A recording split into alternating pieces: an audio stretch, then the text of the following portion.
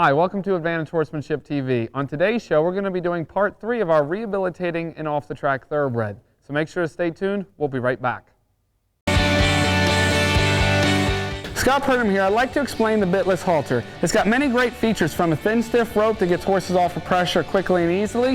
It has a twisted pole piece that does the same thing. The snap, once you size it once to your horse, it makes it easier for you to take on and off. But the piece that really makes this product set apart from others is the strap that goes underneath the chin. What this does when you tie the reins to it, it works as leverage, pulls down over the top part of the nose, works exactly like a bit does. So if you want to go bitless, this is the tool for you. Well, welcome back. Today we're going to be doing our part 3 of our 8-part series on rehabilitating Yogi, which she's an off-the-track thoroughbred who's 6 years old. She's only had a very short, limited amount of training done to her since she's been here. The first 2 shows, you got to see about a half hour, 45 minutes into each first 2 sessions. So she was about an hour and a half in the first 2 shows. And then this show, we actually did a little bit of delayed time for you. This is about after 2 other working sessions, so she's really about 4 hours into training. So she's had about 3 to 4 days worth of training under her, and this is going to be her 5th day of training. Now, they haven't been fully consistent, and that's actually not a bad thing to show you all as well either, because consistency really is the best way to do it, but unfortunately, due to my schedule and so forth, we didn't get an opportunity to work her fully, which is really great because you guys are going to get to see at home what it's like to not be consistent working them maybe 2-3 days a week, which is really what most people's schedule is like. So we're in the indoor today, which is her first day in here. We got put in here because of we have bad weather here in Maryland today. And so as she's come in, she's a little bit spooky about the indoor. Some horses, when they get inside, they're a little bit unsure of things. So we're going to show you where we are with some of the groundwork that we're doing, some of the things that she's done so far in the time that we've had her here. And we're going to start some new things with her, and then probably our next show will be showing you about the riding. She's gotten really great with the saddle on her back. She's really starting to calm down for certain things, but you know, she is still a horse that can pick up energy pretty quickly. So we're going to go ahead and start her here with some of the groundwork that we've been doing with her. As we start her off, I just want to make sure that our leading exercise is down pat, and sometimes she still messes this up every once in a while. As she goes out to her field specifically, she'll get a little bit pushy or wanting to be up in front of us or on top of us again, so we have to remind her there every once in a while. In the ring here, she's doing pretty well. If I look back, she's pretty sensitive to that. I don't really have to turn it into a promise much anymore, which is really nice. So I just kind of walk around, walk wherever. Again, you know, she's a little bit unsure about the indoor, which again isn't a big deal. And as I walk, I'm just going to act as if there's really no big issue going on. We have a couple of things set up in the indoor here with barrels and jumps and a flower box, and we're just going to take her all around here. We haven't taken her to our obstacle course yet. We're coming on to winter time here in Maryland, and we might not be able to take her down to all the obstacles just because the weather gets bad and stays sometimes bad. Stay back. She was creeping up a little bit there. Stay back. All right. Now I want to be able to yield those hindquarters with ease now without having to swing that lead rope. If she creeps up a little bit, takes those steps moving with her front feet, I can remind her. But I'm a leader in her mind right now, so she's going to at least try for me. And that's what you have to understand at home. Horses really aren't going to be perfect. They really aren't. And you know, don't expect perfection. Don't expect it from the horse. Expect, though, a horse to try. And when the horse doesn't try for you, that's when you get after them. That's when you might discipline them, okay? When they don't really try very hard for you. If they're really trying to be belligerent or pushy, that's when I would get after them. Now, right now, she's being pretty good. Again, when I said, you know, she was a little bit up coming into the indoor here, just because it was a new place, she was kind of looking around just a little bit, and she's already calming down quite nicely. We're going to see here how she does when I start asking her to lunge. When I ask her and if I guide her to my left, with my left hand. I don't really want to put a lot of effort into it. Notice from this show, from the last couple of ones that you saw in the round pen, she's a lot quieter. She's wanting to just walk right away instead of run like a bat out of hell there. Good girl. She's listening to my energy a lot better. She's much calmer. I like that. If I think trot, I'm having to push her now, which I like. You know, trust me, guys, it's a lot easier to push a horse forward than it ever is to really slow one down. I like that. If I think slow down, she's already there. Right there. That was nice. Nope, not yet. And a girl. If I think yield those hindquarters, if I look towards her rear end, she's really swinging around there. That's nice. I'm just going to kind of lead her away for a second. Might ask her to lunge the other direction. I like to change it up on them. I don't want them to memorize the pattern or memorize what we're doing each day.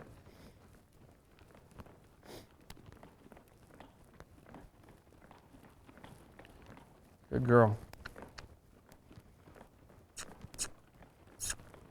I'm going to push her to a canter. Good girl.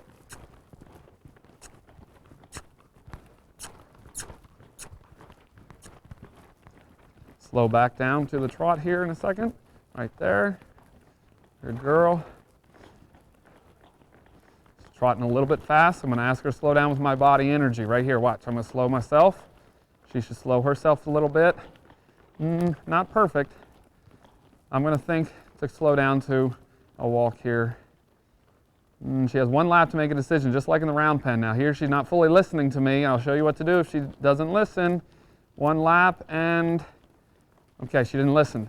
Now what I do if a horse doesn't listen, here's the rule. The more you push, the slower they'll actually want to go. Remember that from the round pen. The more I push them, the more she'll want to slow down. So right there, I picked up to the canter. She put that high energy up. I need to push her a little bit to make her remember I'm the one to be listening to. So I'm just going to push with my body, keep wanting her to go. Now notice she's wanting to go slower now. Okay? I'm going to offer her to slow down here, right here. There we go. Had to have a little quick reminder. That's okay, we're only a couple days into this. There we go. Thank you. We're only a couple days into this, a couple hours into this. I don't expect her to be perfect. She's going to make those mistakes. Stay back there, please. I'm going to start adding a couple of new things here. Well, actually, let me just go back for a moment here. I'll come up here. Almost forgot here. We're just going to make sure she's nice and soft. When I pick up, we've taught her how to flex to the side and bring that nose kind of come around here. And all I really want for her to do is just give in her nose towards me. She doesn't have to over-exaggerate or touch the stirrup or the girth or anything. I just want her to, there you go, soften that head to me. All I really want is, if I pick up on that rein, I want to feel that she's really given into that pressure. First thing I'm going to show her here, we're going to see how well she jumps. I want to go ahead and show her this flower box here and just kind of get her to maybe investigate it a little bit. She's not the most spookiest horse in the world, but she does spook a little bit. I want her to take all the time that she needs when she's investigating something. What we want to do is when she's looking at it, I don't want to push her. When she stops looking at it, which is right now, this is when I want to start asking her to move forward. So I'm going to push her and put pressure on. And when she looks, no pressure. When she's not looking, I put the pressure. Very good. Very good. Good girl.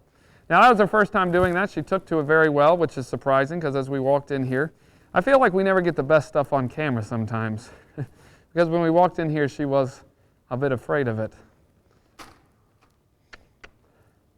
You just want to show all the viewers that you know what you're doing, don't you? That was really good. So I'm going to ask her to do it at a trot for me. Let's see if she actually jumps it. Good girl. Actually, you know what? That was good.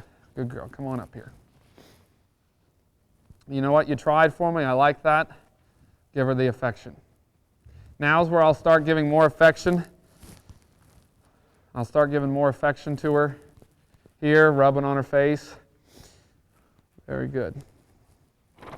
Ask her to go again.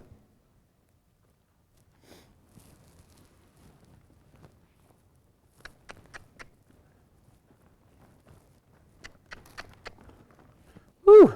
You're going to be the next Olympic jumper, I can tell it now. Let's put a little bit more effort into it, shall we? Ugh. It's like it pains you just to go over that. Ask her to move forward a little bit. Get a little bit more impulsion before we go over this jump. And let's see how well she takes it. She took that one extremely well, but it wasn't enough for her. So let's see. Let's see. Oh, don't want to face it, don't want to look at it, so now we need to make her look. Now she's trying to ignore it. She's running right up to it, almost about to bulldoze it over. There we go.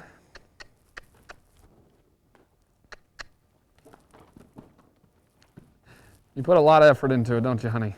Good girl. Let's try it again. Now let's see if we can be a little bit more flowing. Nope, not flowing right there. Woo! Jumper all the way you will not be. She's wanting to pull on me right through there. Good, now you got to try a little harder. Now she's getting a little bit anxious about this, so we're just going to keep doing this direction until she gets a little more flowing, gets a little less anxious, and she calms down nicely. And she will in just a moment. I'm sorry for laughing, but that's just too funny how she jumps. You may not be able to see it at home, but I feel like that's a picture that would be great on Facebook, almost all 4 feet in a different direction.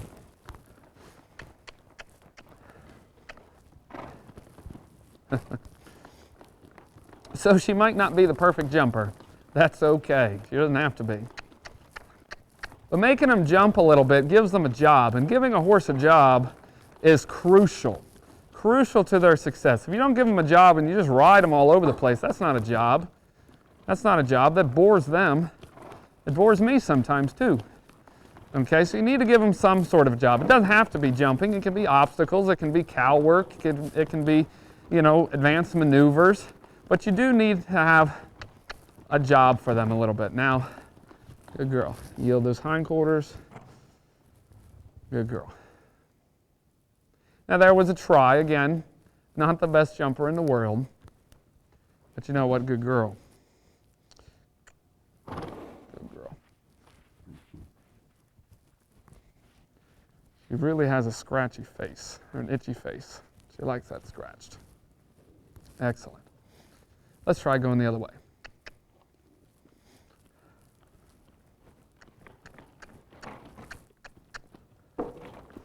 Not a lot of effort again. That's okay. Putting a lot of speed. Are you going to do it? Nope. Needless to say, I'm not sure if I want to be on her back first while she's learning to do this. It is really good to do this on the ground first before you jump, whether you have a jumping prospect or not.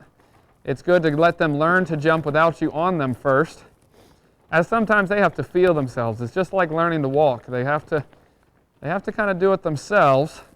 There we go, a little bit better. She doesn't know quite what to do with that back end yet. She kind of starts pushing her front end over and she forgets she has her back end to follow. So she doesn't put a lot of effort into it. But it's a lot better here. Good girl. Good girl. Let's yield. Good. Good. Good girl. All right, well now that we've kind of taken her over a couple of jumps, see how she does. Obviously not perfect, but she really does a nice job of being willing to try for us. And that's what's really great. And she's going to be up for adoption here at Days End Farm Horse Rescue.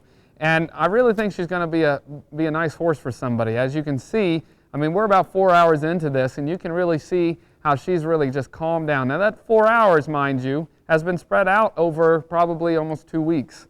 And with that being said, she really calms down nicely. She calms down easily. Even when she gets excited, she's been really willing, and I think she's going to make somebody a nice horse. The next several episodes are going to be of us riding, but one last thing before we start riding that I'm going to do is I'm going to start sacking her out.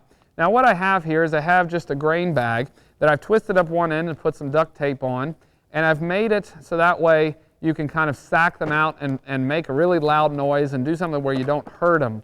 You know, and I use the Legends, Southern States Legends brand, and I will tell you, it's the best brand I've ever really used. And so I just use one of their feed bags that we have and really start working with this. Now that she's never had this happen, at least not from us. Okay, so we're going to approach this tour in the same way that we approach the stick and the string. When I start anything new, any kind of desensitizing, I always start where I walk away. And as I walk away, if she doesn't seem to be having a problem with that, I'm going to start making noise. And as I make noise or be scary, I'm going to move this all over the place. There we go. She doesn't seem too affected by it. She has learned very well how to get off the halter, very easily. I mean, our halters are the most effective. You know, when she pulls back, there's a twisted pole piece, makes it uncomfortable for her to lean on. Good, so she knows that she can't lean on pressure without a consequence. There we go. This bag is being a little flimsy on me. She seems to be taking this quite well. She's wanting to slow down and stop here, taking that very well. Excellent. Now, if you've been watching the first 2 shows, you wouldn't believe this is the same horse. Right here, she's wanting to investigate it. I'm going to let her sniff on it a little bit. That's great. Using a grain bag kind of helps in a couple different ways, because if they do smell the grain in it, or the grain that was once in it, they'll want to start to almost sometimes eat it. So I'm just going to let her investigate it for a second, and I want to start getting her used to it touching her. Now I'm going to try where I'm just standing here, and I'm going to start touching her shoulder with it. I'm going to start touching it nice and lightly, keeping a rhythm. Keep my energy low. That's what's important here. As I keep my energy low, I don't want to be like, all right, I'm going to start hitting you with it. And the more I try and bring my energy up, she could react negatively to it. So keep your energy low while you stay in a rhythm. Good. Now if she starts moving around, she's doing quite well, but if she starts moving around, for those at home, if you want to give this a try, because this is great desensitizing to do, if she starts moving around, just go back to step 3, which is backing up and making her almost run into it each time. And what will happen is they start to run into it, they'll start to get more and more over it, and they'll just want to stand there and take it. Good.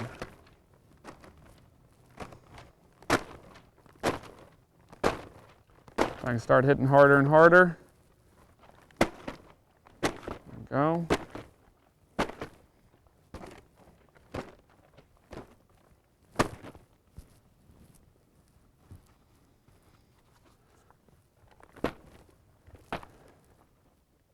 Let's turn this over, make it easier. Excellent. Now you might be sitting there at home thinking to yourself, man, it's kind of a boring show. You know, she's really taking everything nicely, but you know what? I like boring sometimes. I like it when these horses just come together, everything happens nicely. Good job. Good job. Really taking nicely to that. I think she's ready to be ridden. And our next show, I think we're going to show you just that.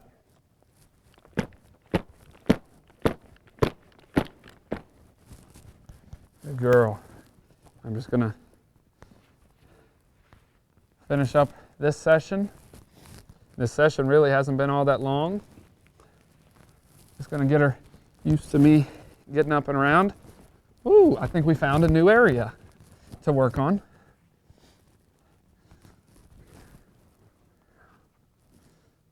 Good girl.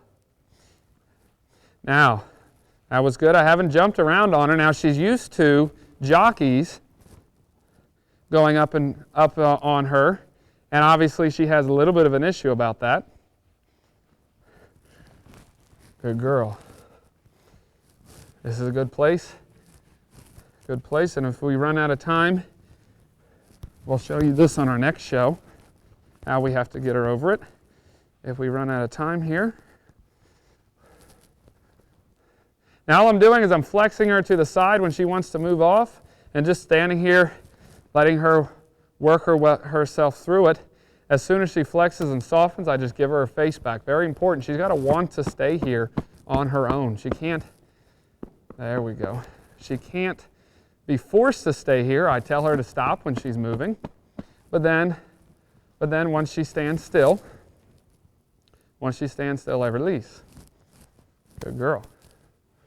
So this is a learned behavior, and this is what is really tough for people, is humans are the one who's created this problem. Humans are the ones who have made this horse, when we go to step in that saddle, to have an issue. So I'm going to just take a moment and work on, there we go, her standing still when I get on her, which is a big problem. Now, those of you who watch our show, we had a show, one of our first season's shows, about getting a mule to stand still when getting on. I have those up for sale on our website, AdvantageHorsemanship.com. And that's a really great one, because that one's a really stubborn mule. And when I say mule, that's not a joke. That's literally, it was a mule. Good girl. So I'm just going to take a moment and kind of backtrack. Put your head up, please. Kind of backtrack and just work on, I didn't realize she had this big of an issue about it, but just work on getting her used to me jumping up and down. Come over here, please. There's no need for you to walk away. Yes, take a deep breath. It'll all be okay. Atta girl. Atta girl. Good. So I'll do an approach and retreat method where I'll walk away and then I'll come back. And I'll reward. The walking away is a reward to the horse. That's affection.